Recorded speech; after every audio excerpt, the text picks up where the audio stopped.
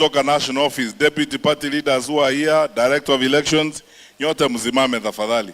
National Officials wa Jubilee wale mko hapa, Deputy Party Leaders, I can see our Youth Director, Angel Mbuthia, Executive Director, nyinyi wote, our Treasurer, Wanja, kila mtu kwa sababu ya wakati.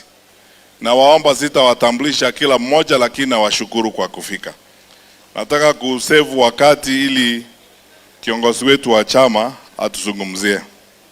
Lakini kabla ya hapo niseme hivi. Leo haikuwa siku yetu ya kupiga siasa. Leo ilikuwa siku ya kuja vile mhubiri amesema, kusema asante kwa Mwenyezi Mungu, kumshukuru ndugu yetu Mheshimiwa Ole Kenta na kumpongeza na kumhakikishia kwamba tutafanya kazi pamoja.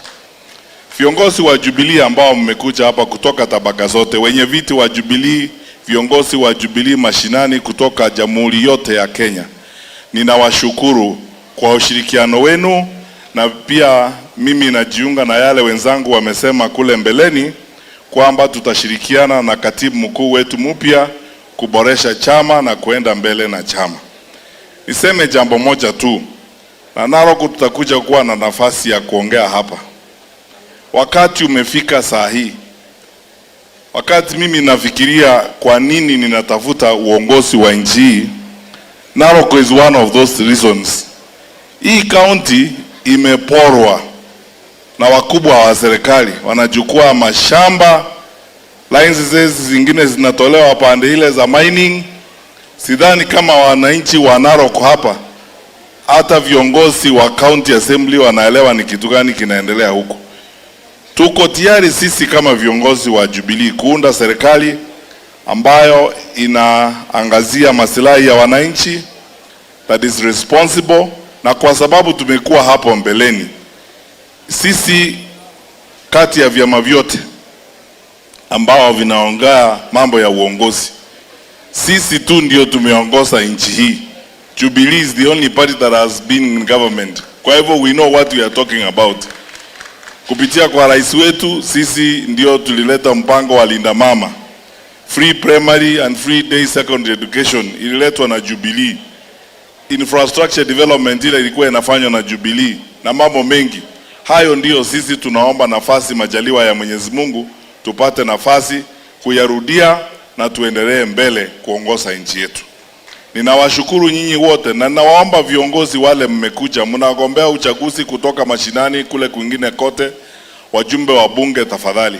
Sasa turudi mashinani, tupige kampeni kamili mashinani kuongea na wananchi wetu wa Kenya, kwa sababu this is a game of numbers. Tutafute kura pale chini kwa wananchi wote, ili 2027 isiwe ni mambo tunatema tu story, lakini iwe ni mambo ambayo sisi tunajua tutatekeleza yale tunasema tutatekeleza. Tunatembea nchi hii na tunatembea na wale wengine. Na ni kweli, niseme mimi hata hapa mwenyewe, tutaomba Mungu atusaidie na nyinyi mtuombee, tushikane kabisa, tuwe pamoja katika safari hii, tupate nafasi ya kuunga serikali ambayo itajali maslahi ya wananchi, na serikali ambayo itarejesha usalama kamili katika nchi yetu hii ya Kenya. Nimalizie kwa kusema hivi. Ni kweli, na mambo mengi haya Mheshimiwa Natembeya alisema wakati tulikuwa tunafanya kazi hapa Narok. Tulisukuma sana, wengine walikuwa wanatusukuma ndio wale wako kwa serikali sasa, kumbe walikuwa wanatusukuma kwa sababu walikuwa wanataka nafasi ya kuja kupora pande hii.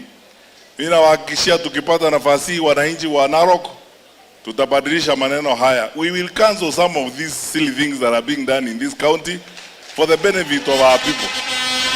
Na hii kazi inataka watu ambao wako na ujasiri.